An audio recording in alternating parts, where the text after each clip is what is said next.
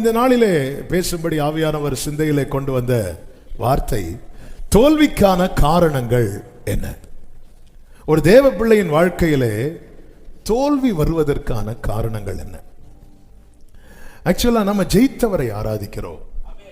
ஹல்லேலூயா, ஆமென். நம்ம ஆண்டவர், நம்ம ஆராதிக்கிறவர் இதுவரை தோற்காதவர். இதுதான் அவருடைய மேன்மை. அதனாலதான் அவரை தெய்வமா கொண்டாடுறோம். அவர் தான் தெய்வம். ஆமா, நம் தேவன் இதுவரை தோற்காதவர்.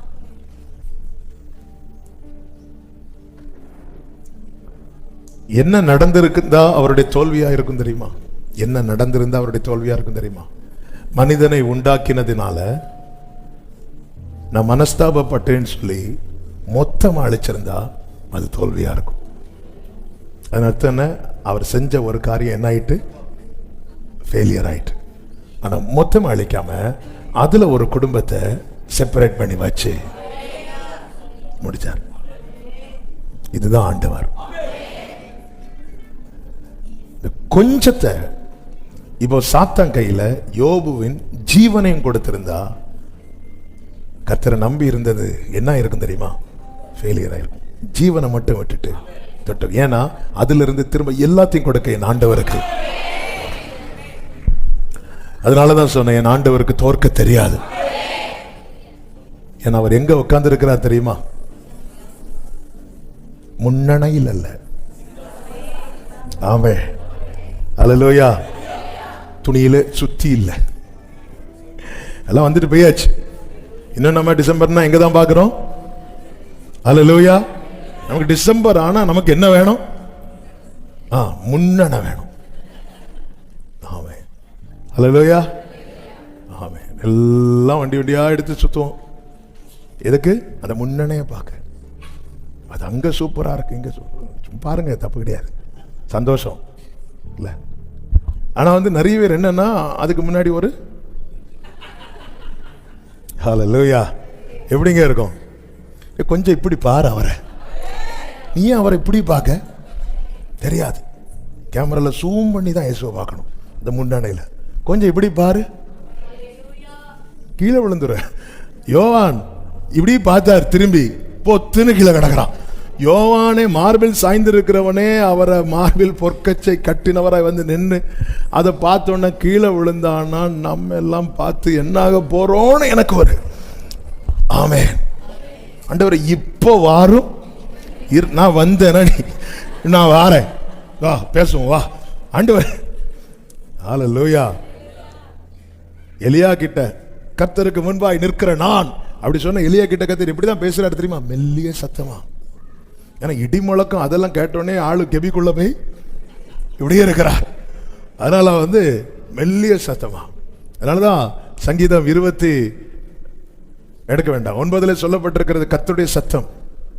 கர்த்தருடைய சத்தம் காதேஸ் வனாந்தரத்தை அதிர பண்ணும், கேதுரு மரங்களை முறிக்கும், பெண் மான்களை ஈனும்படி செய்யும். இப்படி எல்லாம் சொல்லப்பட்டிருக்கிறது.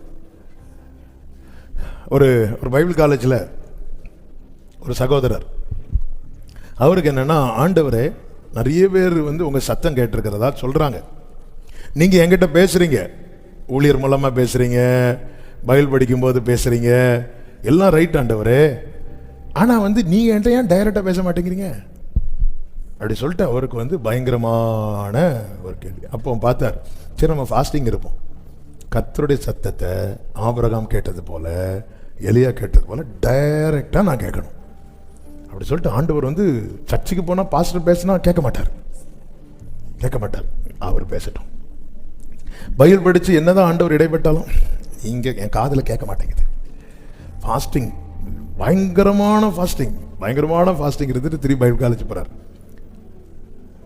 இங்கே நடந்ததில்ல, வெளியூர்ல நடந்தது. பைபிள் காலேஜில் போகும்போது பைபிள் காலேஜில் அந்த சேப்பல் டைம் உண்டு. அதில் கொஞ்ச நேரம் வர்ஷிப் பண்ணுவாங்க, மெசேஜ் பண்ணுவாங்க. அன்னைக்கு ஒரு கெஸ்ட் ஸ்பீக்கர் வந்திருக்கிறார். இவர் வேற பயங்கரமான ஃபாஸ்டிங்.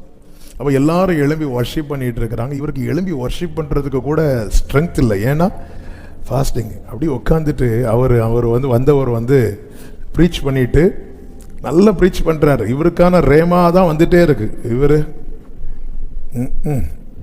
எனக்கு ஆண்டவர் என் காதில் திருப்பி எல்லாரும் ஜெபத்தில் அவர் லீட் பண்ணிட்டு இருக்காரு. இவர் அவருக்கும் தெரியாது, அவரை இவருக்கும் தெரியாது, இவர் ஃபாஸ்டிங்கில் இருக்கிறது கூட இருக்கிற ஃப்ரெண்ட்ஸுக்கும் தெரியாது, ஏன் ஃபாஸ்டிங் ஒன்றும் தெரியாது. அந்த தேவ மனுஷன் ஆவியில் நிரம்பி அவ்வளோ பெரிய க்ரௌடு அந்த பைபிள் காலேஜில். நேராக இவர் பின்னாடி இருந்து ரெண்டாவது மூணாவது பெஞ்சில் இருக்கிறார். அந்த தேவ மனுஷன் நேராக இவர் இப்படி சைடில் அப்படி சாஞ்சு உக்காந்து, சபையில் சிலர் அப்படி சாஞ்சு உட்காந்து தூங்குறது மாதிரி அவர் அப்படியே உட்காந்துருக்கிறாரு. நேராக இவர் கிட்ட போய் ஆவியில் நிரம்பி நேர அந்த தேவ மனிதன் அந்த பர்சன் அப்படி தட்டி, என் சத்தம் கேட்குற கெப்பாசிட்டி உன் காதுக்கு இருக்கான்னு கேட்டார். ஆமென். என் சத்தத்தை கேட்குற கெப்பாசிட்டி உன் காதுக்கு இருக்கா? இவர் நடுங்கிட்டார். உங்ககிட்ட நான் பேசும்போது ஒழுங்கா கேளு. ஹல்லேலூயா.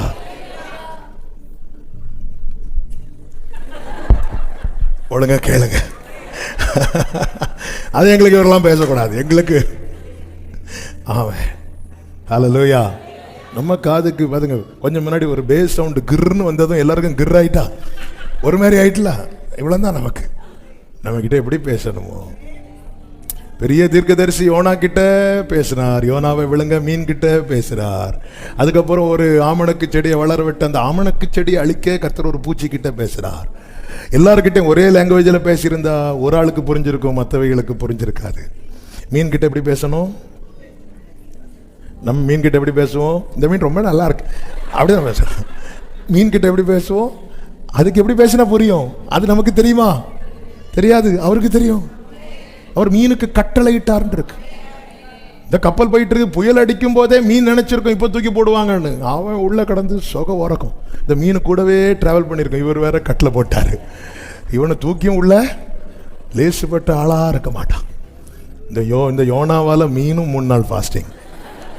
மீனுக்கு டைஜஸ்டர் ஆகல. அப்போதான் தெரியும், ஆண்டவரே இந்த ஆட்களை வச்சு நீங்க எவ்வளோ சமாளிக்கிறீங்க ஆண்டவரே, எங்களால் 3 நாள் கூட சமாளிக்க முடியல. ஆமென். ஹல்லேலூயா. யோனா ஜெபத்தையும் கேட்டிருப்பார், மீனுக்கு ஜெபத்தையும் கேட்டிருப்பார். எத்தனை ஆகாரம் இந்த மீனுக்கு முன்னாடி போயிட்டு இருக்கும். ஆமென். அதே போலதான் தானியேலை சிங்கக்கவியில தூக்கி போட்டதும் அந்த சிங்கத்துக்கெல்லாம் எப்படி இருந்திருக்கும். எப்பாடா நல்ல ஒரு சாப்பாடு கிடைக்குது, கர்த்தர் வாயை அடைத்தார். சிங்கம் நினைச்சிருக்கும், தானியேலே எங்களுக்கும் ஃபாஸ்டிங். அதனாலதான் அடுத்த நாள் தானியேல் சிங்கக்கவியில விழுவதற்கு காரணமா இருந்தவங்களை தூக்கி போட்டாங்களாம். அவங்க கீழே விழுறதுக்குள்ள ஆண்டவர் எப்படி இடைபடுறார் பாருங்க. அதாவது இந்த மக்குக்கு எப்படி பேசினா புரியும்னு அவருக்கு தெரியும். பேசுவார். நீர் பேசாவிட்டால் நான் உடைந்து போவேன், உருக்குலைந்து போவேன். நீர் பேசாவிட்டால் நான் உடைந்து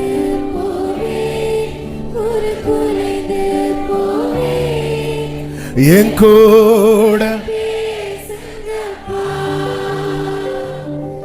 பேசாம மட்டும்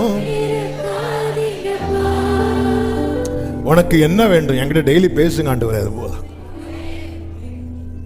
எனக்கு என்ன செய்தி சொன்னேன்? தோல்விக்கான காரணம். ஒரு தேவ பிள்ளை நம்ம பாடணுமே, ஜெய கிறிஸ்து முன் செல்கிறார். இப்படிப்பட்டவர் ஆராதிக்கிறவங்க வாழ்க்கையில் ஏன் தோல்வி வருது? அநேக காரியங்கள் இருக்கிறது. ஆனாலும் இன்னைக்கு பேசும்படி ஆவியானவர் என்ன பேச வைக்கிறாரோ அவைகளை மட்டும் சொல்லி, ஏன்னா நமக்கு நேரம் ரொம்ப வேகமா போகிறதுனால சொல்லி செபிக்க வரும். முதலாவது தோல்விக்கான முதல் காரணம் என்னவென்றால் பின்வாங்குதல். பின்வாங்குதல். 1 சாமுவேல் 17வது அதிகாரம் 24வது வசனத்திலே இப்படி சொல்லப்பட்டிருக்கிறது. 1 சாமுவேல் 17:24. இஸ்ரவேலர் எல்லாரும் அந்த மனுஷனை காணும்போது மிகவும் பயப்பட்டு அவன் முகத்துக்கு விலகி ஓடி போவார்கள் என்று சொல்லப்பட்டிருக்கிறது. இஸ்ரவேல் ஜனங்களும் யுத்தம் பண்ணதான் முன்னாடி வாராங்க. இவங்க வீட்டில் இருந்திருக்க வேண்டியதானே, இதுக்கு அப்படிதான் தோணும். அப்ப இதுக்கு படையெடுத்து நிற்கிறாங்க, அணிவகுத்து நிற்கிறார்கள். 21வது வசனத்தை வாசியுங்கள். இஸ்ரவேலர் பெலிஸ்தரும் ஒருவருக்கு எதிராக ஒருவர் அணிவகுத்துக் கொண்டிருந்தார்கள். பெலிஸ்தியர் வந்து நின்னா இஸ்ரவேலரும் வந்து நிக்கிறாங்க. இப்படி பெலிஸ்தியர் வந்து இவங்க ஒருவருக்கு ஒருவர் எதிராக. அவன் அங்கிருந்து ஏய்னா இவன் இங்கிருந்து ஏம்பா. இப்படி நிற்கும் போது நல்லாதான் போயிட்டு இருக்கு. திடீர்னு ஒருத்தன் இடையில வந்து நிற்பான். இப்படி உடனே இவங்க பாய் பின்வாங்கிட்டாங்க. இப்படி ஒரு நாள் 2 நாள் அல்ல, 40 நாள். ஏன் இந்த பெலிஸ்தியனை ஜெயிக்க முடியவில்லை? பின்வாங்கிறதுனால. வேதம் சொல்லுகிறது, நீங்கள் கெட்டு போக பின்வாங்குகிறவர்களாய் இராமல். எபிரேயர்ல இருக்கு நினைக்கிற ரெஃபரன்ஸ் எடுக்கல. ஆத்துமா ஈடேற விசுவாசிக்கிறவர்களா இருக்க வேண்டும். கெட்டு போக. அப்ப நம்ம எல்லாம் நல்லதான் புறப்படுறோம், அவர் ஜெயக்கொடி ஏற்றுவார்னு புறப்படுறோம். ஆனா சில விஷயத்தை பார்க்கும்போது ஒரு ஸ்டெப் அப்படியே பேக்ல வரும். நம்ம பேக்ல வரதை தான் பிசாசன் அவன் யூஸ் பண்ணி அவன் ஃப்ரண்ட்ல வந்துட்டு இருப்பான். தாவீது பாருங்க, முன்னாடி போகிறான், கோலியாத் இடறி விழுறான். சத்துருவை விழ வைக்க ஒரு தேவ பிள்ளை ஒரு நாளும் இந்த பின்னாடி ஸ்டெப் எடுத்து வச்சிடக்கூடாது. எடுத்து வச்சிட்டோம்னா அந்த கேப்ல பிசாசு வந்து நிக்க பார்ப்பான். போராடிட்டோம், சில காரியத்துக்காக போராடி போராடி நிக்கிறோம். மோசையின் கை கீழே விழுந்தது, அமலேக்கின் கை. அப்போ அமலேக்கினை பாத்தீங்களா, அவன் அது வரைக்கும் அடி வாங்கிட்டு தான் இருக்கிறான். அடி வாங்கிட்டு இருந்தாலும் அவனுக்கு நம்பிக்கையை பாருங்க, எப்படியும் கொஞ்ச நேரத்தில் மோசையின் கை கீழே போகும். இன்னைக்கு ஜோம் பண்றான், நாளைக்கு ஜோம் பண்றான்னு பார்ப்போம். இந்த 30 நாள் ஜோம் பண்ணுவோம், 31வது நாள் பார்க்கலாம். அவன் வெயிட் பண்றான், அவனுக்கு நம்பிக்கையை பாருங்க. அதான் அவன் எவனை விழுங்கலாம் என்று வகை தேடி அவனுக்கும் நம்பிக்கை இருக்கு. எவனாவது ஒருத்தன் கண்டிப்பா மாட்டுவான், விழுங்கிடலாம். என்ன நம்பிக்கை. அதான் பிசாசுகளும் வசனத்தை விசுவாசித்து என்ன செய்தான்? நடுங்குது.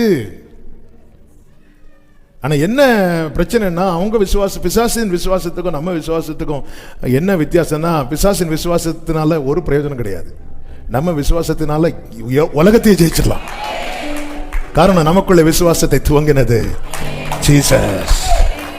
ஆமென் சொல்லுங்க பார்க்கலாம். அல்லேலூயா. எல்லாருக்கும் நம்பிக்கை இருக்கு, ஏதோ ஒரு வகையில நம்பிக்கை இருக்கு. ஆமென். ஆனா நமக்குள்ளே உண்டான நம்பிக்கை என்பது இயேசுவால் துவக்கப்பட்டது. அல்லேலூயா. ஆமென். அப்ப பின்வாங்குகிற அனுபவம் என்பது சத்துருவை நம்முடைய வாழ்க்கையில முன்னேற வைக்கிறோம். நாம் பின்வாங்க சத்துரு முன்னேறிக்கொண்டே இருக்கிறான். என்னுடைய ஜெப ஜீவியத்தில் நான் பின்னாடி போயிட்டேன்னா சத்துரு ஒரு ஸ்டெப் எடுத்து ஃப்ரண்ட்ல வைக்கிறான். அதனால நீ கெட்டு போக, ஒருத்தர் பின்வாங்கிட்டானால அவன் கெட்டு போக போறான்னு அர்த்தம். ஏன்னா பிசாசானவன் கெடுக்கிறவன், அழிக்கவும் கொல்லவும், திருடவும் அழிக்கவும் கொல்லவும் வருகிறான். நியாயாதிபதிகள் 20வது அதிகாரம், இந்த சம்பவத்துக்குள் நான் போகவில்லை, அந்த வார்த்தையை சொல்வதற்காக இதை எடுக்கிறேன். பென்யமீன் கோத்திரத்தாரில் உள்ள சில பேலியாளின் மக்கள்னா மோசமானவங்க. இந்த கூட்டத்திலையும் சில மோசமானவங்க இருக்காங்க அப்படின்னு சொல்லுவாங்கல்ல. அவர்கள் செய்த ஒரு தகாத செயல் இஸ்ரவேலின் மற்ற கோத்திரத்தில் இருக்கிற எல்லாரையும் பாதித்தது. உடனே அந்த இஸ்ரவேலர் என்ன பண்ணுவாங்க அப்படின்னா, அந்த பென்யமீன் கோத்திரத்தாரை கூப்பிட்டு சொல்லுவாங்க, இந்த செயலை செய்தவங்களை எங்க கிட்ட கொடுத்துருங்க, அவங்கள நாங்கள் பனிஷ் பண்ணணும், அவர்களை தண்டிக்கணும். இப்படி ஒரு துரோகமான செயலை செஞ்சிருக்கிறாங்களேன்னு சொல்லும்போது பென்யமீன் கோத்திரத்தார் என்ன பண்ணுவாங்கன்னா, அப்படியெல்லாம் முடியாதுன்னு சொல்லிட்டு இஸ்ரவேல் கோத்திரத்தாரில் சிலரை வெட்டிடுவாங்க. நான் இந்த வார்த்தையை சொல்லும் போதே ஒரு காரியத்தை சொல்லுங்க. பிரச்சனை சின்னதாக இருக்கும் போதே சால்வ் பண்ண பார்த்துடணும். பிரச்சனை சின்னதாக இருக்கும் போதே சால்வ் பண்ண பார்த்துடணும். இல்லைன்னா அது பெரிய இழப்புக்குள்ள கொண்டு போயிடும். எந்த காரியம்னாலும் சரி, ஒரு பிரச்சனை சின்னதாக இருக்கும் போதே இவங்க அந்த இடத்துல அந்த தப்பு பண்ணவங்களை மட்டும் கொடுத்திருப்பாங்க அப்படின்னா இந்த பிரச்சனை சிம்பிளா முடிஞ்சிருக்கும். ஆனால் இவங்க அப்படியெல்லாம் இல்லைன்னு சொல்லி அவங்களெல்லாம் வெட்டி போட்டாங்க. உடனே இவர்கள் ஆண்டவர்கிட்ட போய் முறையிடுறாங்க. முறையிட்டு 23வது வசனத்தை வாசியுங்கள். அவர்கள் போய் கர்த்தருடைய சந்நிதியில் சாயங்காலம் மட்டும் அழுது எங்கள் சகோதரராகிய பென்யமீன் புத்திரரோடு திரும்பவும் யுத்தம் கலக்க போவோமா என்று கர்த்தரிடத்தில் விசாரித்தார்கள். அப்பொழுது கர்த்தர் அவர்களுக்கு விரோதமாய் போங்கள் என்றார். இப்போ அந்த பென்யமீனருக்கு விரோதமா இவங்க யுத்தம் பண்ண போகிறாங்க. 39வது வசனத்திலே சொல்லப்பட்டிருக்கிறது, ஆகையால் இஸ்ரவேலர் யுத்தத்தில் பின்வாங்கின போது, நான் வாசிக்கிறேன்,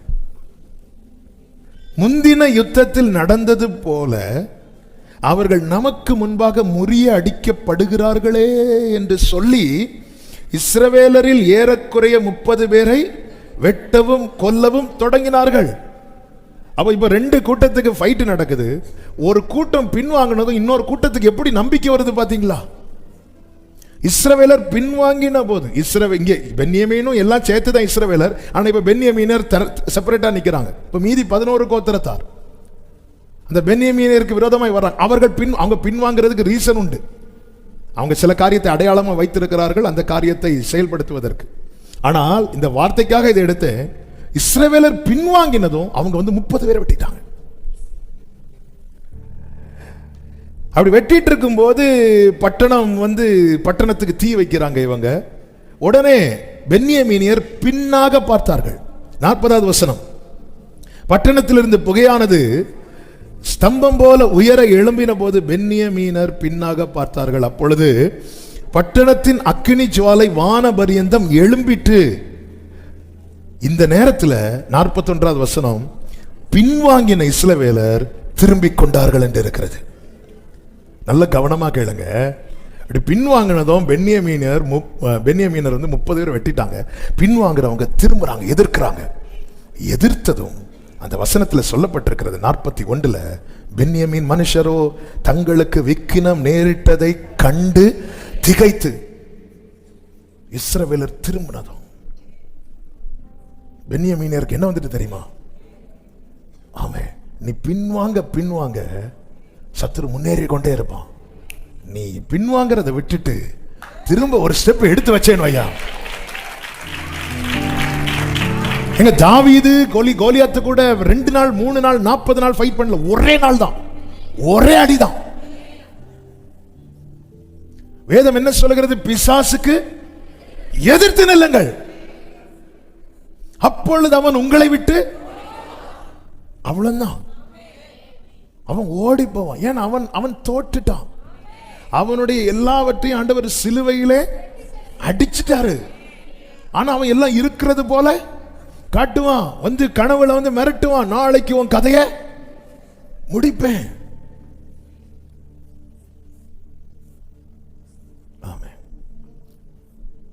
ஏன்? அவன் பொய்யனும் பொய்க்கு பிதாவுமா இருக்கிறான். அவன் அப்படிதான் பேசுவான்.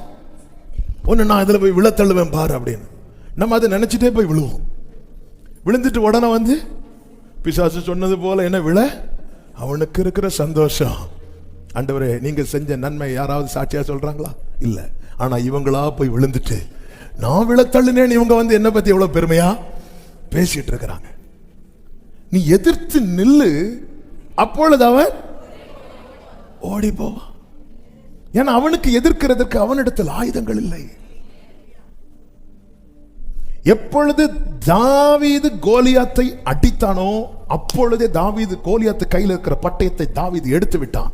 அது போலவே எப்பொழுது இயேசு சிலுவையிலே சாத்தானை அடித்தாரோ அப்பொழுதே அவன் கையில் இருக்கிறதெல்லாம் எடுத்துட்டார். அதனாலதான் வேதம் சொல்லுகிறது, சகல துரைத்தனங்களையும் அதிகாரங்களையும் உரித்து கொண்டு சிலுவையிலே வெற்றி சிறந்தார். அதனால ஒரு தேவ பிள்ளை நமக்கு எதுக்கு வம்புன்னு பின்வாங்கிடக்கூடாது. சில நேரத்தில் நம்ம இந்த ஸ்பிரிச்சுவல் வார்ஃபேர்னு ஒன்று இருக்கு, ஆவிக்குரிய போராட்டம், யுத்தம். அதுல நம்ம கொஞ்சம் பிசிக்கலி பலவீனப்படுவோம். நம்ம வேலை பார்த்தாலே சரீரம் களைக்க தானே செய்யுது. நம்ம அதை வச்சு ஐயோ நான் இதுக்காக நான் போராடி ஜோம் பண்ண எனக்கு ஏதாவது பாதிப்பாயிருமோ அப்படின்னு சொல்லிட்டு நம்ம அந்த ஜெபத்தை விட்டோன்னு வைங்களேன். ஏன்னா நம்ம என்ன மறக்கிறோம் தெரியுமா? நாம யுத்தம் பண்ணலங்க, நாம நிக்கிறோம். நீங்கள் தரித்து நின்று கர்த்தர் உங்களுக்கு செய்யும் ரட்சிப்பை பாருங்கள். யுத்தம் கர்த்தருடையது. இஸ்ரவேலர் பின்வாங்க பென்யமீனியருக்கு எந்த அடிச்சுட்டே இருக்கிறாங்க. 1 2 3 30 பேர் அடிச்சுட்டாங்க. கொஞ்சம் அவங்க பிளான் என்ன தெரியுமா? கொஞ்சம் பின்வாங்கணும். 30 பேர் அடிச்சுட்டாங்க. அவர்கள் திரும்பினதும் பென்யமீனர் திகைச்சிட்டாங்க. திகைத்ததும் அவர்கள் என்ன செய்தார்கள் தெரியுமா? 42வது வசனத்துல, இஸ்ரவேல் புத்திரரை விட்டு வனாந்திரத்திற்கு போகிற வழியாய் நேராய் திரும்பி ஓடினார்கள். ஆனாலும் யுத்தம் அவர்களை, இது எதை காட்டுதுன்னா, பின்வாங்குகிறவன யுத்தம் தொடரும். யுத்தம் முடியாது. நமக்கு எதுக்கு வம்புன்னு சொல்லிட்டு பின்வாங்குறோம் தெரியுமா? யுத்தம் முடியாது. யுத்தம் முடியணும்னா நீ எதிர்க்கணும். ஐயோ, இந்த காரியத்தெல்லாம் இப்படி ஒரு போராட்டம் இருக்கு. அதனால நிறைய பேர் என்ன ஆவாங்க அப்படின்னா, காம்ப்ரமைஸ் ஆவாங்க. சாத்தானோடு, சகோதரனோடு காம்ப்ரமைஸ் ஆகியே ஆகணும். சாத்தானோடு நம்ம நேர மாறி செய்வோம். என்ன வந்தாலும் சகோதரன்ட்ட பேச மாட்டேன். சாத்தான் அது ஒரு வெட்டுகத்திய தொட்டில் பக்கத்துல தொங்க போட்டா என்னெல்லாம் பண்றோம். ஏங்க, நான் மற்றவர்களை சொல்லல, நான் தேவனை ஆராதிக்கிற தேவ பிள்ளைகளை சொல்றேன். ஆமே. தொட்டில் பக்கத்தில் என்னெல்லாம் கட்டி போட்டிருக்கோம்? ஆமே. நம்மளை பிடிச்சு கட்டி போடணும். ஹல்லேலூயா. ஆமே. சிலர் பார்த்துருக்கீங்களா? வீடு வேலை நடக்கும்போது ஃப்ரெண்ட்ல இப்படி ஒன்று மாட்டி வச்சிருப்பாங்க. அதை பார்த்த உடனே எனக்கு வேற டவுட்டா இருக்கும், ஒரு ஓனருக்கு போட்டோவா? நம்மளா வந்து என்ன பண்ணா அவனை சால்வ் பண்ணலாம்? என்ன பண்ணலாம்? பின்வாங்குகிறவனை யுத்தம் தொடரும். யுத்தம் தொடரணுமா முடியணுமா?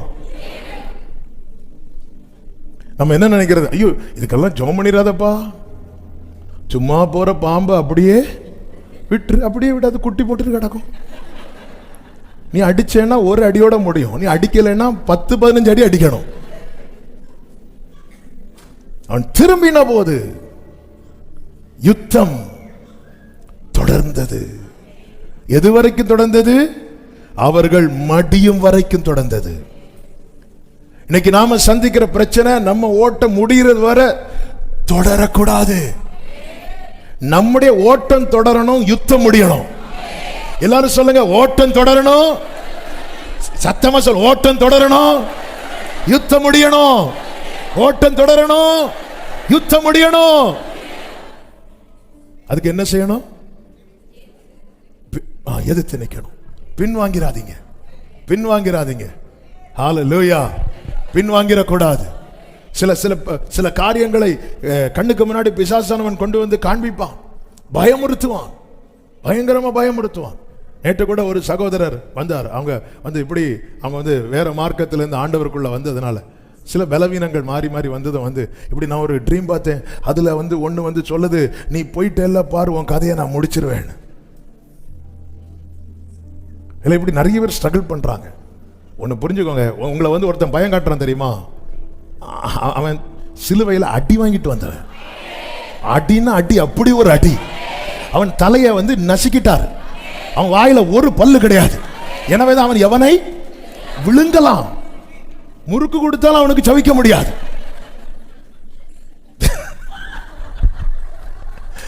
என் இயேசு சிலுவையில் வெற்றி சிறந்தார். உங்களில் ஒருவன், கோலியாத்துடைய சேலஞ்ச் அதானே, வந்து என்ன ஜெயிக்கட்டும். யாரும் போகல, பின்னாடி போயிட்டாங்க. பின்னாடி போனதும் கோலியாத்து போயிட்டான். அவன் கோலியாத்து முடிச்சுட்டு போயிட்டான். எப்பாடா போயிட்டான். அடுத்த நாள் காலில் வந்து நிக்கிறான். பின் வாங்குகிறவனை யுத்தம் தொடரும். ஏன் எதிர்க்கணும்? இந்த யுத்தம் தொடரக்கூடாது. ஏங்க, தாவீது வாழ்க்கையில் அவ்வளவு யுத்தம் பண்ணார், அவ்வளவு யுத்தம் நடந்துச்சு. தாவீதை எதிர்த்து ஒவ்வொன்னா ஜெயித்ததுனாலதான் தலைமுறை எழும்பி சொல்றான், இப்ப எனக்கு சுற்றிலும் இளைப்பாறுதல். ஹல்லேலூயா. ஏங்க, நம்மை தொடருகிற யுத்தம் நம் தலைமுறையை தொடர வைக்கிறோனா? நல்லவன் தன் பிள்ளைகளுக்கு ஆஸ்தியை வைத்து போகிறான். நம்ம தலைமுறைக்கு வைத்து போகிற பெரிய ஆஸ்தி என்ன தெரியுமா? இளைப்பாறுதல்.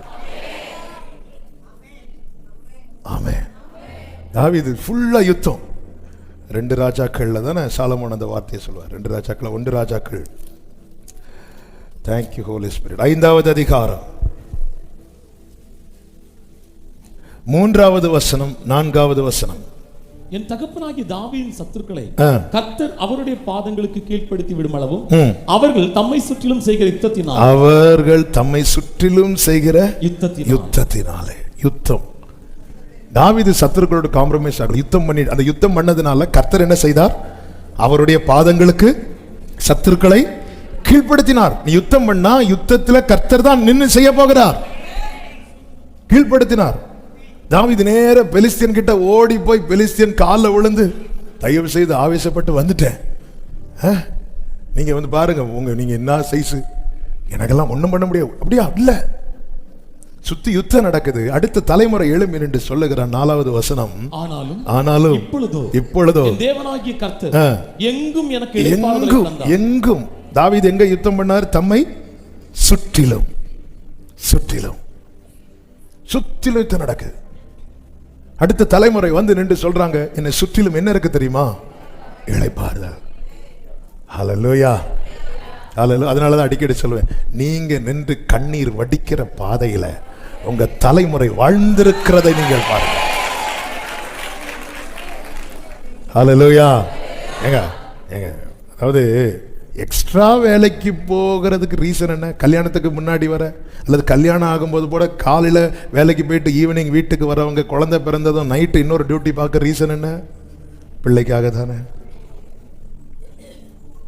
ஆமென். நம்ம எதுக்கு வம்புன்னு பின்வாங்கன்னா யுத்தம் தொடரும். யுத்தம் தொடர்ந்தது என்று பைபிள்ல இருக்கு.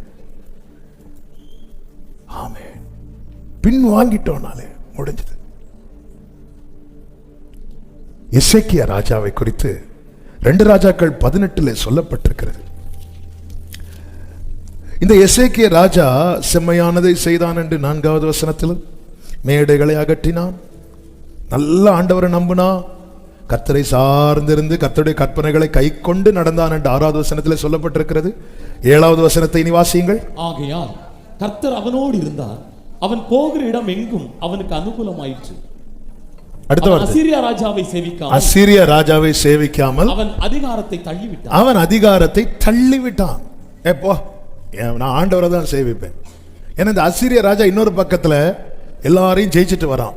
இந்த அசீரிய ராஜா என்ன பண்றான் அப்படின்னா, இஸ்ரவேல்ல பல இடத்துல அவன் கைகள் ஓங்கினது.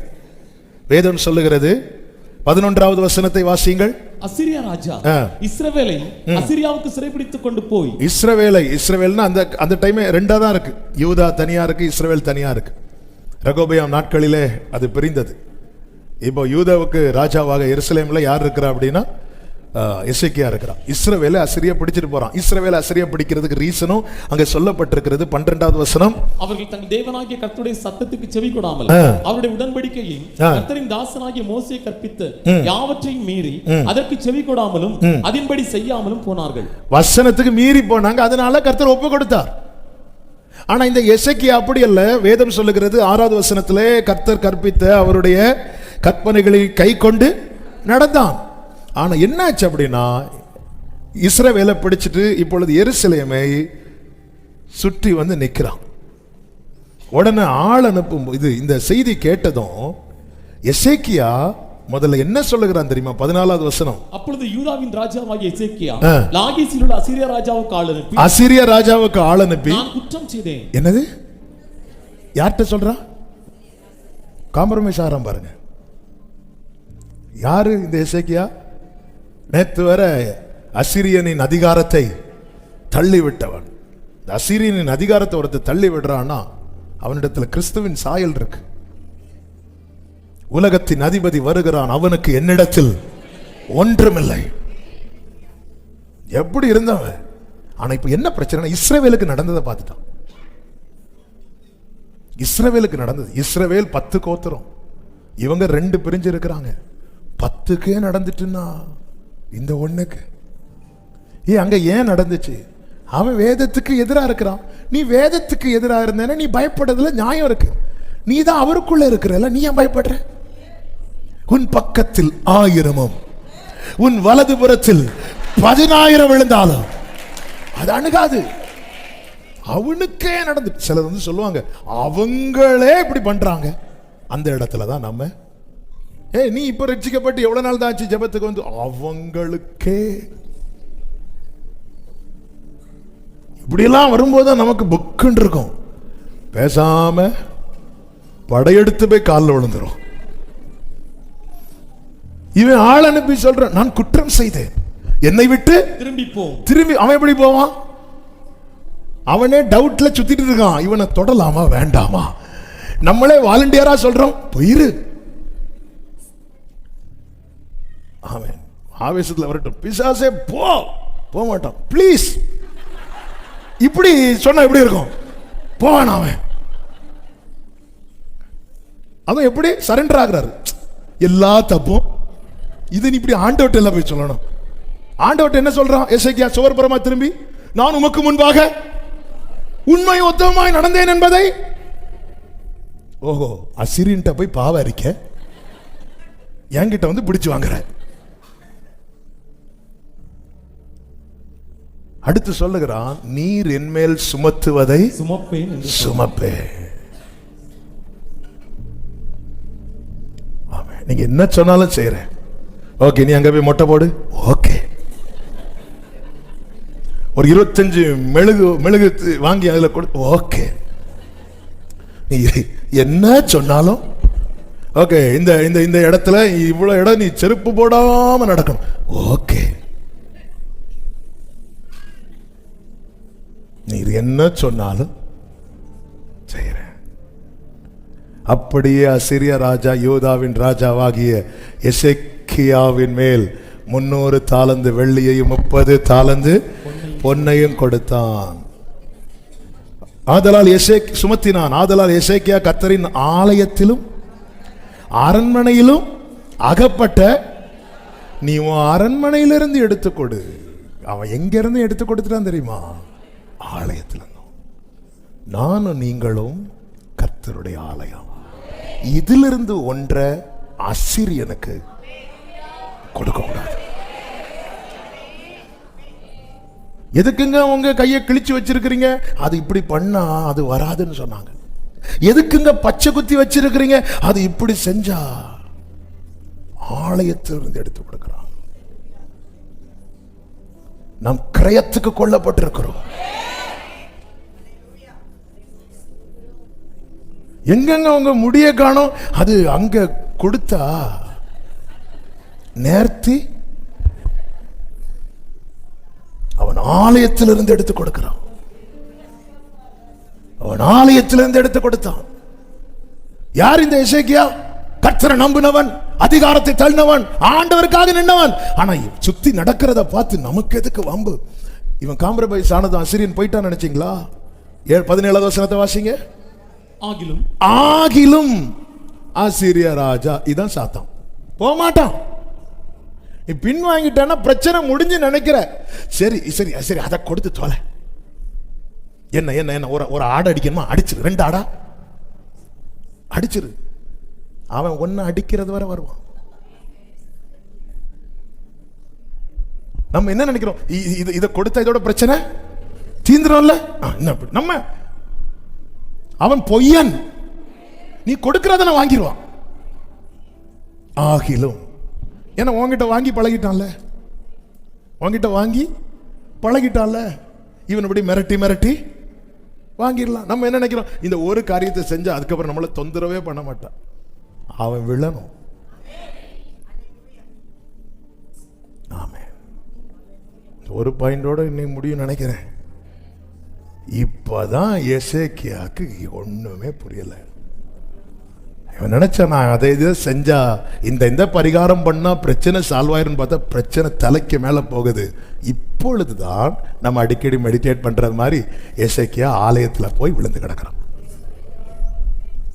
வஸ்திரத்தை கிழிச்சிட்டு நிருபத்தை விரிச்சு வச்சுட்டு போய், சேனைகளின் கர்த்தாவே, அவன் சொல்றதெல்லாம் கேட்டீங்கள? கேட்டேன்ப்பா. அவன் சொன்னதும் கேட்டேன், நீ சொன்னதையும் கேட்டேன். இதை ஃபர்ஸ்ட் தலையிலேயே கொட்டணும் போல இருக்கும். இதையும் முதலே வந்து விழ வேண்டியதானடி. இவ்வளவு நஷ்டம் உனக்கு வந்திருக்குமா? இவ்வளவு கஷ்டம் வந்திருக்குமா? ஏய், ஒரே ஒரு தூதனை நான் அனுப்புவேன். ஏன் இதுவரை அனுப்பல? நீ எங்க போய் நிக்கிற? உன் பிரச்சனைக்கு ஒரு தூதனை அப்படி ஒரு இந்த பக்கம் ஒரு தூதன்ட்ட நீ போய் சும்மா ரவுண்ட் அடிச்சுட்டு வா, முடிஞ்சது. இவ்வளவு தான்ப்பா பிரச்சனை, நீ தானப்பா அதை பெருசாக்குன. பின்வாங்குதல் என்பது ஒதுங்கிறது மட்டும் இல்ல, நம்ம சத்துருவோடு ஒத்து போகிறதும். சத்துருவோடு ஒத்து போகுதுன்னா நான் சொல்றது சாத்தான. நமக்கு சத்துரு ஒரே ஆளு தான். யாரு? சாத்தான். என்ன பண்ணலாம்? இன்னைக்கு எல்லாரும் சொல்லுவாங்க, உறவுகள் சொல்லுவாங்க, இங்க போய் இதை செஞ்சிட்டீங்கன்னா, அங்க போய் அதை செஞ்சிட்டீங்கன்னா, இங்க இதை நேர்ந்துட்டீங்கன்னா, அவன் வாங்குவான். வாங்கி எல்லாம் சாப்பிட்டுட்டு ஏப்ப விட்டுட்டு திருப்பி வந்து நிப்பான். அப்படி டக் டக் டக். யாரு? டேய் நீயா? போக மாட்டேன். சுத்தி அவன் இதை ஃபர்ஸ்டே பண்ணியிருக்கலாம். ஃபர்ஸ்டே. நிறைய பேர் என்னை கேட்டுக்கொண்டிருக்கிற அன்பு சகோதரா சகோதரி, நம்ம என்ன பண்றோம்? இந்த பரிகாரம் பண்ணிட்டா பிரச்சனை முடிஞ்சிடும். முடியாது. பிசாசுக்கு வாழ வைக்கிற கேரக்டர் அவனுக்கு கிடையாது. அவன் சுபாவமே அழிக்கணும். ஆமென். எத்தனை பேர் அமெரிக்காவில் என்று நினைக்கிறேன், ஒரு ஒரு குறிப்பிட்ட ஒரு சகோதரர், அவர் இந்த டாக்டர் ஃபீல்டா எந்த ஃபீல்டுன்னு தெரியல. ஒரு நாள் சாத்தான்ட்ட, இந்த சாத்தான் வழிபாடெல்லாம் நிறைய இருக்கு, ஏக்கப்பட்டது இருக்கு, அவ்வளோ ஒஸ்டா போயிட்டு இருக்கு, அவ்வளோ துணிகரம். இதெல்லாம் கர்த்தருடைய வருகைக்கு அடையாளம். இப்போ கூட பாரிஸ் இதில் இந்த செய்தி நீங்க பார்த்துருப்பீங்க. அவ்வளோ துணி பாருங்க. எல்லாருமே ஈவன் கிறிஸ்டியன் கண்ட்ரி கூட கிறிஸ்துவுக்கு எதிராக தானே இருக்கு. எல்லாருமே எதுதான் ஃபோக்கஸ் பண்றாங்க? ஏன்னா அதுதான் ட்ரூ, அதுதான் உண்மை. இது எல்லாமே வருகைக்கான அடையாளம். எல்லாமே கர்த்தருடைய வருகை ரொம்ப பக்கத்தில் இருக்கு. ஆனா நம்ம அதை நினைச்சு ஒரி பண்ண தேவையில்லை. ஏன்னா அவங்க டாவின்சி வரைஞ்ச ஒரு படத்தை தான் அவங்க சும்மா ஒரு டாவின்சி அவர் கற்பனையில வரைஞ்சாரு. நமக்கு ஜீசஸை படத்துல பார்த்துல அறிந்தது, பைபிளை பார்த்து அறிந்தது. ஆமே. இதெல்லாம் நடக்கும்னு ஆண்டவர் முன்னமே சொன்னார். இதெல்லாம் வருகைக்கான அடையாளம். ஆனால் ஒரு தேவ பிள்ளை எப்பவுமே இந்த ஆவியில கனெக்ட் பண்ணி போராடிட்டே இருக்கணும். யார் யார் அகெயின்ஸ்டா துணிகரமா பண்றாங்களோ, ஒன்று அவங்க அவரை அறியணும், இல்லை பார்த்துக்கோங்க. இன்னொருத்தன் செய்ய வரும்போது அவனை நினைக்கணும், வேண்டாம்பா வேண்டாம். ஆமேன்னு சொல்லுங்க. கர்த்தருக்கு மகிமை உண்டாவதாக. உலகம் முழுவதும் அப்படிதான். நம்ம என்ன நினைக்கிறோம்? அதை செஞ்சு இது செஞ்சு இல்லை. இந்த பிசாசுக்கு வாழ வைக்கிற கேரக்டர் கிடையாது அமெரிக்காவில். அப்போ அவன் சாத்தான்ட்ட தன்னை கொடுக்குறான். என்னை நீ எடுத்துக்கோ, ஆனால் என்னை நீ ஃபேமஸ் ஆக்கி விட்டுரு அப்படி சொல்லிட்டு அவன் ஜெபிக்கிறான். அந்த ஆள் கொஞ்ச நாள்ல அவரோட ஃபீல்டில் டாப் போயிட்டார். எவ்வளோ டாப் போயிட்டார். பணம், புகழ், பெயர் எல்லாமே அவருக்கு வந்துச்சு. ஒரு நாள் இரவு இவருடைய அறையில் இருக்கும்போது இப்போ சாத்தான் பேசுகிறான்.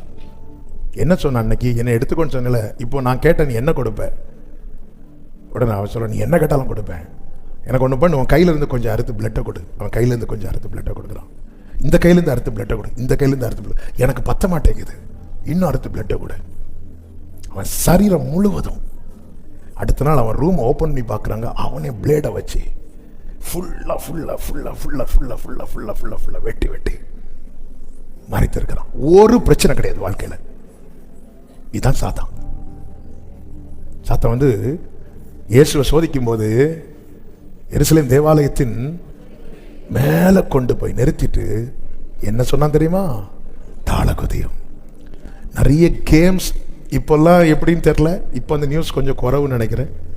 இடையில நிறைய பப்ஜி கேம், அந்த கேம், இந்த கேம்லாம் வந்து அதில் நிறைய பேர் சூசைட் பண்ணாங்க. அதில் சூசைட் பண்ணி எனக்கு தெரிந்த ஒரு போதகருடைய மகன் அவன் சூசைட் பண்ணான்.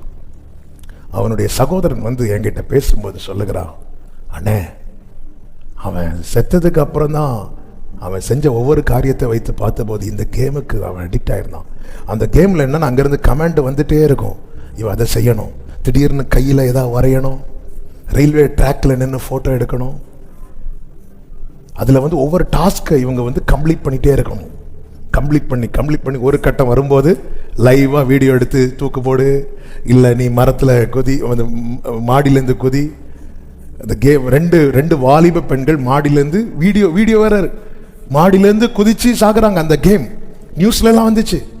இதான் சாத்தான். ஏன்னா உலகம் பொல்லாங்கனுக்குள் கிடக்குது. உனக்கு என்ன வேணாலும் கொடுப்போம், கொடுத்துட்டு உன் கதையை முடிப்போம்.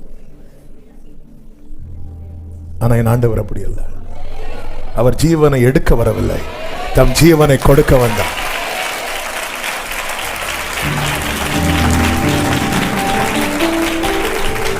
இவன் காம்ப்ரமைஸ் ஆகி பார்த்தா முடியல. எங்க எல்லாத்தையும் கொடுத்தான் இருக்கு. 15 சொல்லப்பட்டிருக்கிறது, எசேக்கியா கர்த்தரின் ஆலயத்திலும் ராஜாவுடைய அரண்மனை பொக்கிஷங்களிலும் அகப்பட்ட எல்லா வெள்ளியும் கொடுத்தான். வாங்கிட்டு ஆகிலும் திருப்பி வந்து நிற்கிறான். ஆமென். பரிகாரம் ஒன்றுதாங்க, யுத்தம் பண்ணணும். ஆமென். ஆமே. நம்ம என்ன நினைக்கிறோம், ஐயோ அந்த மார்க்கத்திலிருந்து எல்லாம் வந்ததுனால வரலன்னா ஆல்ரெடி பிரச்சனையில இருக்கிறோம். வந்ததுனால ஒரு ஹோப் இருக்கு, வந்ததுனால நம்பிக்கை இருக்கு. இந்த யுத்தம் கர்த்தருடையது. நம்ம அதெல்லாம் விட்டு வந்ததுனால தானே, இதெல்லாம் விட்டு வந்ததுனால தானே பிரச்சனை. வந்ததுனால ஹோப் இருக்கு. என்ன ஹோப்? இனி யுத்தம் நாம் பண்ண தேவையில்லை, நாம் நின்றால் போதும், கர்த்தர் எனக்காக. ஏங்க, எகிப்திலிருந்து வெளியே வந்ததும் ஜனங்களுடைய புலம்பல, எங்களையே அங்கிருந்து கொண்டு வந்தீங்க. அங்க இருந்து வந்ததுனால தானே பிரச்சனை. வந்ததுனால தான் பிரச்சனைன்னு சொல்லாத, வந்ததுனால தான் இந்த பார்வனை இல்லாம ஆக போறோம். நீங்க எதுக்கு வந்தீங்க பாருங்க. அநேகர் மேல வைக்கிற குற்றச்சாட்டே அப்படிதான். நீ எல்லாம் வந்ததுனால தானே இப்படி ஆச்சு. வராதவங்க எல்லாம் ரொம்ப நல்லாவா இருக்கிறாங்க. உள்ள போய் பார்த்தா தான் தெரியும். ஹல்லேலூயா. ஆமே. அவங்களுக்கு எல்லாம் இருந்தும் அவங்களுக்கு தூங்க முடியல. ஆனா ஒரு தேவ பிள்ளைக்கு ஒண்ணு இல்லைனாலும் படுத்து தூங்குறாங்க. ஹல்லேலூயா. அவங்களுக்கு ஒரு பிரச்சனைன்னா அவங்க ஒரு இரவு தாண்ட மாட்டாங்க, சூசைட் பண்ணிடுவாங்க. ஆனா இன்னும் நாம நிர்மூலமாகாம இருக்கிறோம். ஆமாவா இல்லையா? ஹல்லேலூயா. வந்ததுனால பிரச்சனை இல்ல. இந்த உலகம் பொல்லாங்கனுக்குள் இருக்கிறதுனால எல்லாருக்கும் பிரச்சனை. ஆனா என்ன வித்தியாசம்னா, ஒரு தேவ பிள்ளைக்கு பிரச்சனை வரும்போது அவன் அல்ல போராடுகிறது, கர்த்தர் அவனுக்காக இறங்கி. இந்த எசேக்கியா ஓன்னு விழுந்து அழுறான். இனி ஏசாயா நிருபத்துக்கு வந்துரும், பார்க்க ஈஸியா இருக்கும். அதுக்காக தான். ஆமென். எல்லாம் ரைட்டு தான். நம்ம சில இடத்துல வரும்போது என்னதான் நம்ம நம்பிக்கிறது, யாரா இருந்தாலும் சரிதான். அது எசேக்கியாவா இருந்தாலும் சரிதான், யாரா இருந்தாலும் சரி. ஆபிரகாமே போய் சாராள என் சிஸ்டர் அப்படி சொல்லிட்டார்ல, அது வந்து சால்வ் ஆச்சு அந்த பிரச்சனை. அது பெரிய பிரச்சனை ஆயிட்டு, பெரிய பிரச்சனை. சிஸ்டர் நீங்க, நான் பிரதர். சர்ச்சில் நாங்கள் பிரதரும் சிஸ்டருமா வந்திருக்கிறோம்.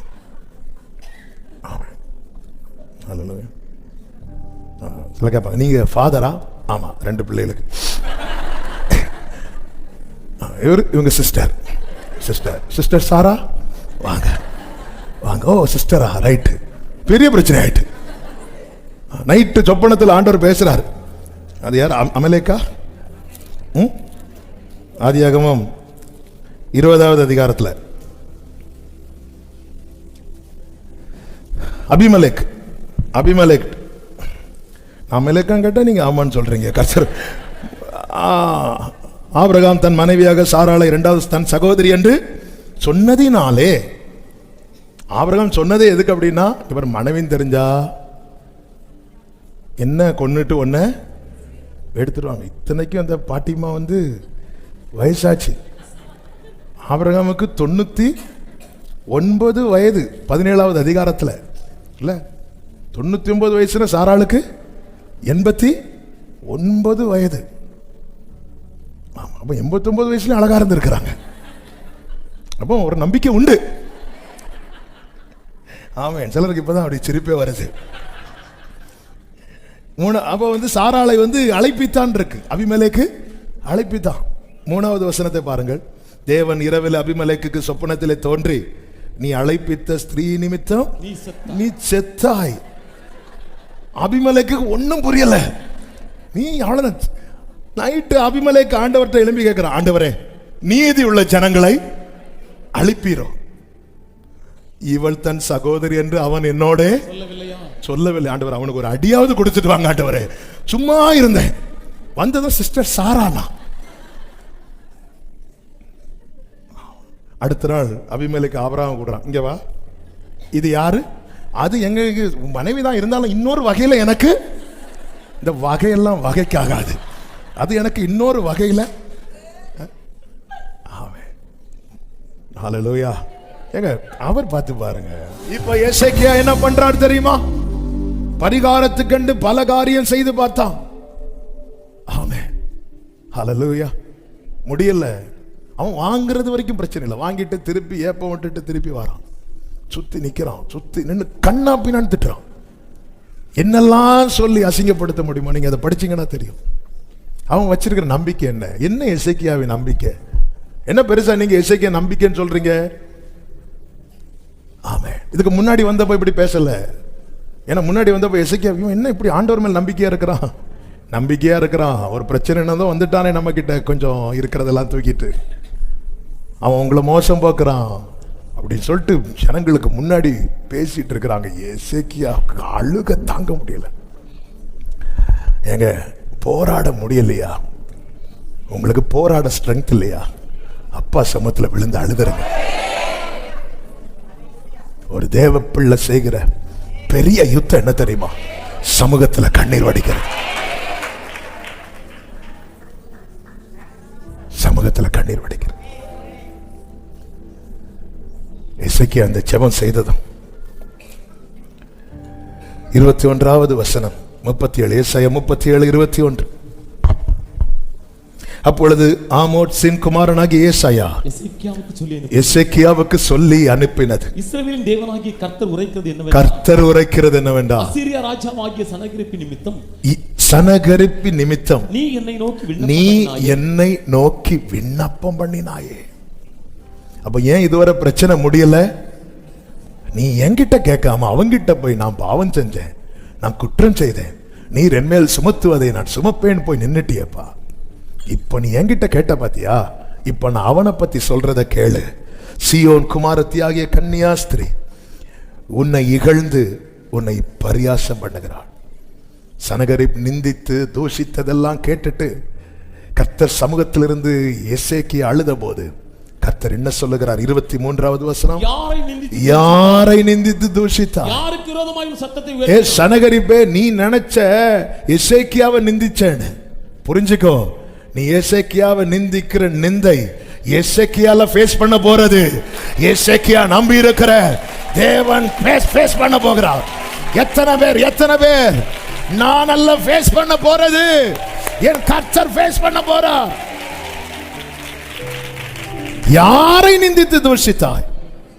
யாருக்கு விரோதமாய் உன் சத்தத்தை உயர்த்தினாய்? நீ இஸ்ரவேலின் பரிசுத்தருக்கு விரோதமாய் அல்லவோ உன் கண்களை மேட்டிமே பார்த்தான அர்த்தம் என்ன? அவர்களை அற்பமா பார்த்தது.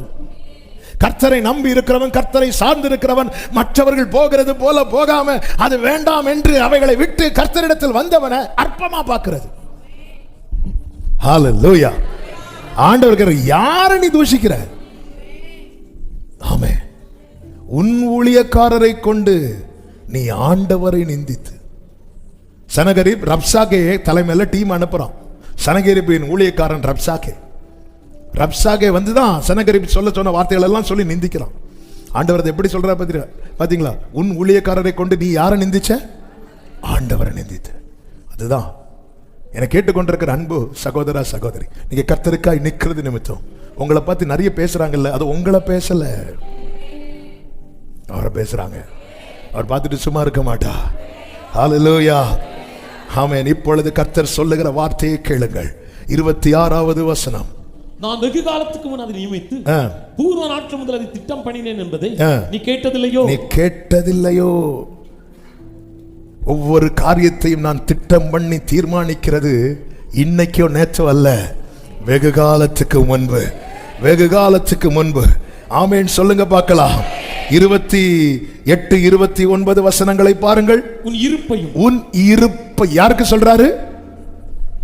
சனகரிப் அசீரியா ராஜாவுக்கு சொல்ல, உன் இருப்பையும் உன் போக்கையும் உன் போக்கையும் உன் வரவையும் நீ எனக்கு விரோதமாய் கொந்தளிக்கிறதையும் அறிவேன். சிலர் வந்து வீட்டுல 2 நாள் தங்கி திட்டிட்டு போவாங்க சொந்தக்காரங்க. கரெக்டா இல்லையா? ஹலோ, நாங்க வாரோன்னு சொன்னாலே இங்க பொக்குன்னு ஆயிரும்.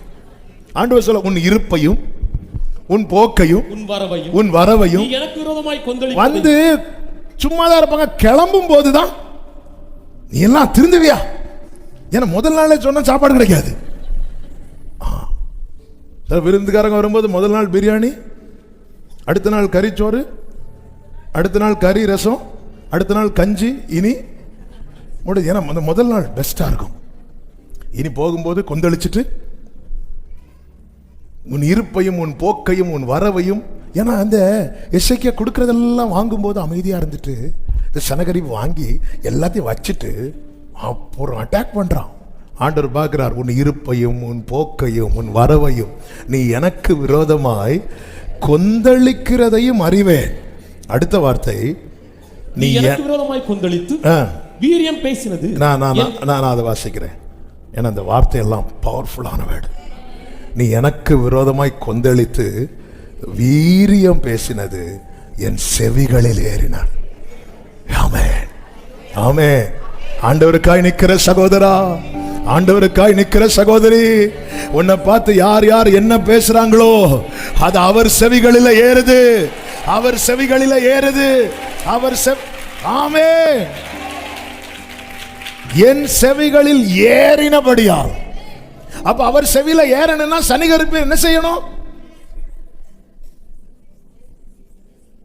இப்போ பிடிக்குது. அவர் செவியில ஏறணும்னா சனகரிப்பு என்ன செய்யணும்? அதான் பேச விடுறாரு. ஐயோ, இவங்க வாராங்களே, ஏதாவது பேசுவான். பேசினாதான் வேலை நடக்கும். ஆமே. நம்ம மெடிடேஷன்ல என்ன கேட்டோம்? ஏசபேல் பேசட்டும், அப்பதான் அவன் போய் கர்த்தருடைய சத்தத்தை கேட்க. பேசினாதான். அவன் பேசாம சுத்திட்டு இருந்தா நம்மளும் உள்ள கத்திட்டு இருப்போம்.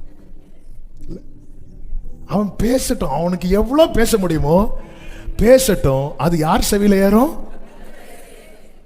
ஆமே. அவங்க உங்களை என்னெல்லாம் பேசுறாங்க தெரியுமா?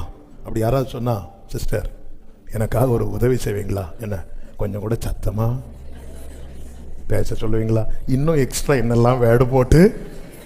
ஏன்னா அப்படி பேசி அவர் செவியில ஏறின அடுத்து அவர் செய்யறது அங்க இருக்கு. நான் என் துரட்டை உன் மூக்கிலும். எல்லாரும் மூக்க பார்த்துக்கோங்க. என் கடிவாளத்தை உன் வாயிலும் போட்டு நீ வந்த வழிய. அப்படின்னு என்ன அர்த்தம்னா, இப்படி பேசிட்டு இருப்பான் தெரியுமா, அப்படியே மூக்கு வாயோட பிடிச்சி. யாருக்காவது என்ன பேசணும்னு விருப்பம் இருந்தா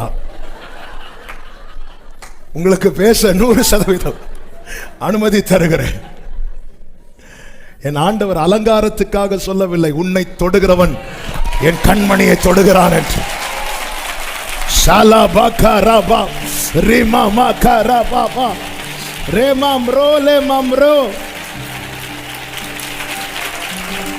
ஆண்டவர் இதை சொல்லும் போதே தேவ சமூகத்தில் அழுதவனை குறித்து கர்த்தர் சொல்லுகிற தீர்க்க தரிசன வார்த்தை தான் 31வது வசனம்.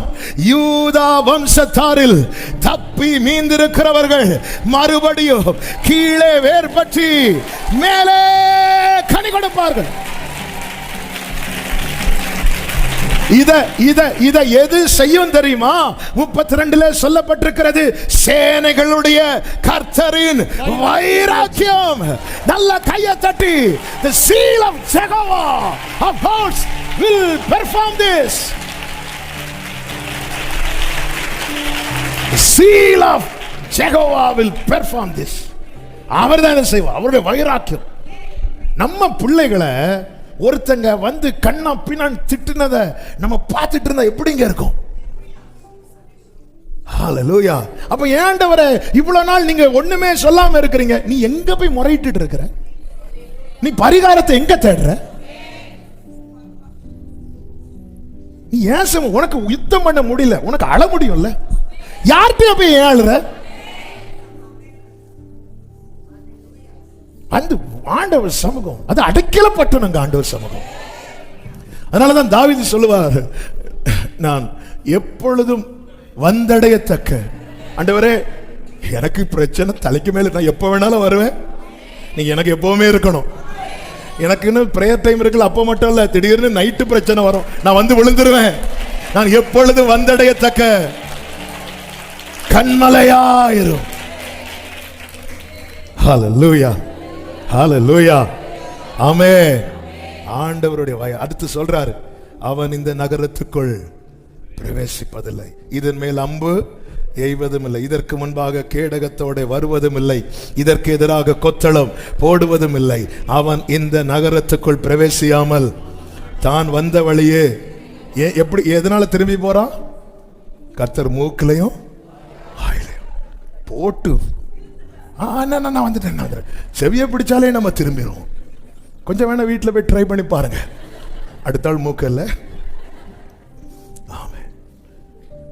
அடுத்த ஆண்டவர் சொல்லுகிறார், என் நிமித்தம், என் தாசனாகிய தாவீது நிமித்தம் நான் இந்த நகரத்தை ரட்சிக்கும்படிக்கு இதற்கு ஆதரவாய் இருப்பேன் என்று கர்த்தர் உரைக்கிறார் என்பதை இன்னைக்கு கர்த்தர் இந்த வார்த்தையை சொல்லி உங்களை அனுப்ப போகிறார். வார்த்தை வந்ததும் அடுத்த வசனத்தை வாசிங்க, 36. அப்பொழுது கர்த்தருடைய தூதன் அப்ப தூதன் எதுக்கு வெயிட் பண்ணிட்டு இருக்கிறான்? வார்த்தை வர. வார்த்தை எதுக்கு வெயிட் பண்ணிட்டு இருக்கு? நீ வர. ஆமென், ஹல்லேலூயா. அப்ப இங்க டிலே யாரால? நம்மளால கிடையாது, எசேக்கியா தான். வார்த்தை நமக்கு, தூதன் நமக்கு, தாமதித்தது எசேக்கியா. தாமதம் யாரால? உள்ள வேலையெல்லாம் பார்த்துட்டு, ஆண்டவரே ஏன் தாமதிக்கிறேன்? ஆமென். எனக்கு இன்னும் என்ன தோணுதுன்னா, இப்போ எசேக்கியா வர காரணம் என்னன்னா, இப்போ கொடுக்கறதுக்கு ஒண்ணுமே, ஏன்னா எல்லாத்தையும் தூக்கி கொடுத்துட்டார். இந்த 12 வருட பெரும்பாடுள்ள ஸ்திரீ இயேசுட்ட வரதுக்கு முன்னாடி அவளுக்கு உண்டான எல்லாவற்றையும் செலவழித்து, ஒருத்தங்க இப்படிதான் வந்து இப்படி இதை ஆப்ரேஷன் பண்ணணும்னு சொல்லியிருக்கிறாங்க. ஜோமணி சரி சிஸ்டர், நான் ஜோம் பண்ணிக்கிறோம், நம்ம ஜோம் பண்ணலாம். சரி, போயிட்டு ஹாஸ்பிட்டல் போயிட்டு அடுத்த நாள் வந்துட்டாங்க. என்ன சிஸ்டர் ஆப்ரேஷன்? இல்லை, நான் ஜெபத்திலே வைக்கலான் இருக்கேன். சிஸ்டர் உங்கள் விசுவாசம் பெரியது சிஸ்டர். அப்போ ஏன் ஹாஸ்பிட்டல் போனீங்க? போனேன், ஆனால் வந்து 3 லட்சம் ரூபா கேட்குறாங்க.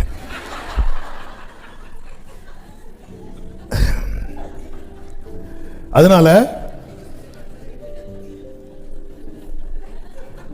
கடைசியில் இந்த சகோதரிக்கு ஆப்ரேஷன் நடந்தது.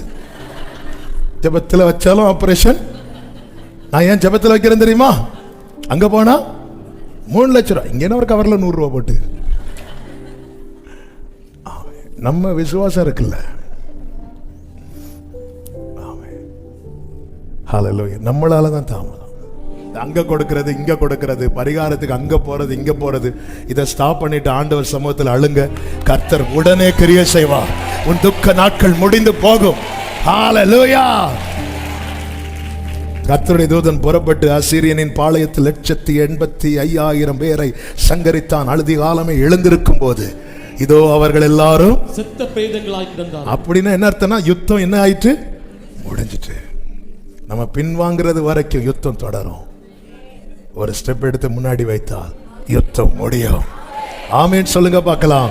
கர்த்தர் உங்களை ஆசீர்வதிப்பார். அந்த அடுத்த வசனத்தை வாசித்து முடிச்சிருவோம். அப்பொழுது அசீரிய ராஜாவாகிய சனகரிப் பிரயாணப்பட்டு திரும்பி போய் நினிவேயில் இருந்து விட்டான். அவன் தன் தேவனாகிய நிஸ்ரோவின் கோவிலிலே பணிந்து கொள்ளுகிற போது அவன் குமாரராகிய அத்ரமலேக்கும் சரேத் சேரும் அவனை என்ன செய்தார்கள்? பட்டயத்தினால் வெட்டி போட்டு. ஆமென். அப்ப அந்த சனகரிப்பை வெட்டினது யாரு? அவனுடைய பிள்ளைகள். என்ன இது காண்பிக்கிறது? சத்துரு தேவ பிள்ளைக்கு விரோதமாய் எழும்பின போது அவனுக்கு கண்ணிய அவன் இடத்திலே கர்த்தர் வைத்திருந்தான். இதுதான் ஆண்டவருடைய செயல். ஹல்லேலூயா. சத்துரு உனக்கு விரோதமாய் திட்டம் போட அவன் இருக்கிற இடத்துல அவனுக்கான திட்டத்தை கர்த்தர் போட்டுக் கொண்டிருக்கிறார். ஹல்லேலூயா, ஹல்லேலூயா. அவர்தான் நமக்கு ஜெயத்தை தருகிறார். ஆமென். ஆண்டவர்ட்ட ஒரே ஒரு ஜெபத்தை வச்சு முடிக்க போகிறோம். ஆமென். அப்படி முடிந்தால் முழங்கார் படிட்டு அல்லது எழும்பி நின்று உங்களுக்கு எப்படி வசதி அப்படி ஒரே ஒரு ஜெபம், உண்மையா சின்சியரா, ஒரு மேக்ஸிமம் 5 மினிட்ஸ் நம்ம ஜெபம் பண்ண போறோம். என்ன அப்படின்னு ஆண்டவரை பின் வாங்கிக்கிற கூடாது, சத்துருவோடு ஒத்து போயிடக்கூடாது. இந்த 2 காரியத்துல எனக்கு கிருபை தாரும், எனக்கு கிருபை தாரும். ஹல்லேலூயா, ஹல்லேலூயா. பின் வாங்கிடக்கூடாது. இந்த யுத்தம் தொடருவதற்கான காரணம் நான் பின்வாங்கிறது. ஆமே ஆமா, உண்மையா ஜெபம் பண்ணுங்க. உங்க சிச்சுவேஷன் உங்களுக்கு தானங்க தெரியும், உங்க சூழ்நிலை உங்களுக்கு தானங்க தெரியும். உண்மையா ஜெபம் பண்ணுங்க. ஏசப்பா, ஏசப்பா கிருபை தாங்கப்பா, கிருபை தாங்கப்பா. நான் நினைச்சேன் இப்படி பண்ணா இந்த பிரச்சனை சால்வ் ஆயிரும். ஆனா தொடரதானே செய்யுது, அது தொடர்ந்து தானே போகுது. ஆண்டவரே, உங்களை நம்பி இதுவரை நிக்க வச்சிட்டீங்க, உங்களை நம்பி இதுவரை நிக்க வச்சிட்டீங்க. பின்வாங்கிட கூடாதப்பா, பின்வாங்கிட கூடாதப்பா, பின்வாங்கிட கூடாதப்பா. எங்களுக்கா யுத்தம் பண்ண நீங்க இருக்கிறீங்க, எங்களுக்கா யுத்தம் பண்ண நீங்க இருக்கிறீங்க. இந்த நம்பிக்கையில நிற்க, தொடர கிருபை தருவீராக, கிருபை தருவீராக, கிருபை தரு. எல்லாரும் கேளுங்க, எல்லாரும் கேளுங்க. ஆண்டவரே, ஆண்டவரே, சத்துருவோடு பாருங்க 40 நாள் ஜெபம் முடிந்ததும், ஒரு நிமிஷம் கவனிங்க, 40 நாள் ஜெபம் முடிஞ்சதும் இயேசு கிட்ட காம்ப்ரமைஸ் பேச வரான் சாத்தான். ஏன்னா அவனுக்கு தெரிஞ்சிட்டு விஷயம் கைவிட்டு போகுதுன்னு. இயேசு கிட்ட வந்து காம்ப்ரமைஸ் பேச வரான். இப்படிதான் சத்துரு செய்வான். இது ஒண்ணு அட்ஜஸ்ட் பண்ணிக்கோப்பா, இதெல்லாம் தப்பு கிடையாது, இது ஒண்ணு பண்ணிரு. காம்ப்ரமைஸ் ஆயிட்டான், அவன் இஷ்டத்துக்கு விளையாடலாம் அவன் நினைக்கிறது இல்ல. இயேசு சொன்னார், அப்பாலே போ சாத்தானே, இந்த ஜெப நாட்களில் இது நடக்க போகிறது.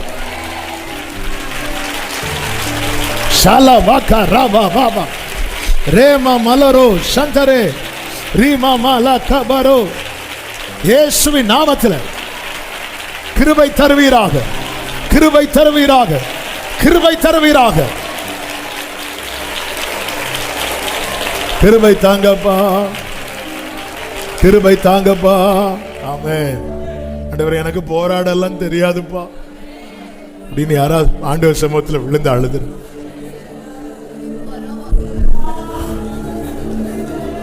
இந்த ஏசாயாட்ட கூட அழல, ஆண்டவர்கிட்ட தான். ஆண்டவர்கிட்ட சொல்லுங்க, அப்பா இவங்க எல்லாம் இந்த சனகரிப் நிந்தித்ததை சொல்றான். உங்களை யார் யார் என்னென்ன பேசுனாங்க, இப்போ ஒரு 2 நிமிஷம் ஆண்டவர்கிட்ட சொல்லுங்க.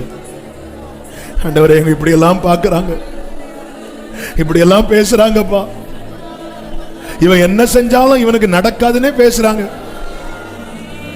ஆண்டவரே, கஷ்டமா இருக்குப்பா எனக்கு. ஆண்டவரே, இந்த சனகரிப் இப்படி எல்லாம் சொல்றானே, என்னால தாங்க முடியலன்னு எசேக்கியாள் தான். நீங்க ஆண்டவர்கிட்ட சொல்லுங்க. ஆண்டவர்கிட்ட சொல்றது கம்ப்ளைண்ட் கிடையாதுங்க, ஆண்டவர்கிட்ட சொல்றது பிரேயர்.